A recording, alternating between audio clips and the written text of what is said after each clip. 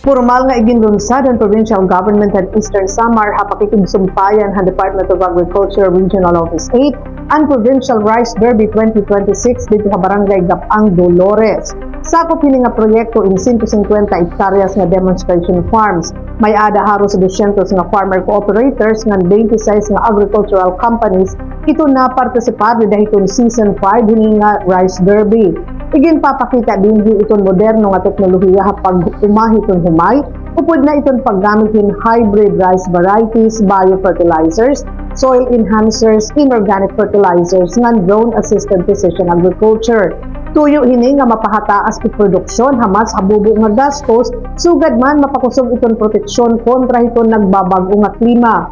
Iton Rice Derby nga may ada tema Enhancing Strategy Towards Expanding Productivity in Rice Farming in Eastern Samar in magsiserbi nga technology demonstration platform kundiin igi-ebalwar iton mga parauma iton performance iton iba-iba nga mga teknolohiya ha produksyon iton humay, agricultural inputs ngan crop management didto mismo iton mga uma.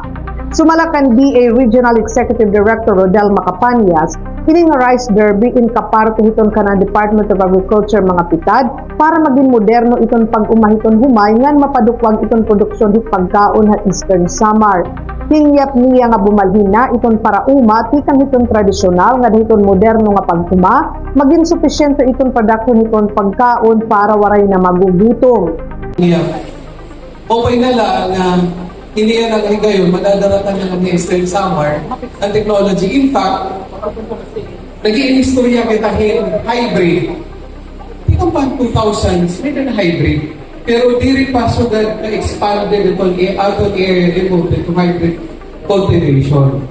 Mas naroon ako itong ani na kung mag-hybrid kita. Dinhi, gusto natin mas mag-transition na kita from subsistence to modern farming, from traditional to modern farming technology. May ada duha nga components itong proyekto, iton Provincial Hybrid Rice Cluster Farm nga nagduduso iton hybrid rice technology ngan clustered farming ngan itong technology demonstration kung diin gini-evaluate iton mga napartisipar bida iton bugos nga cropping season. Utro naman nga igin pabati ni Governor R.V. Ubardoni nga komitido iton provincial government nga dahiton modernisasyon iton agrikultura. Siring niya nga iton pag-invest dahil nga moderno nga teknolohiya hapag umain importante para umuswag iton pamakabuhi iton mga parauma.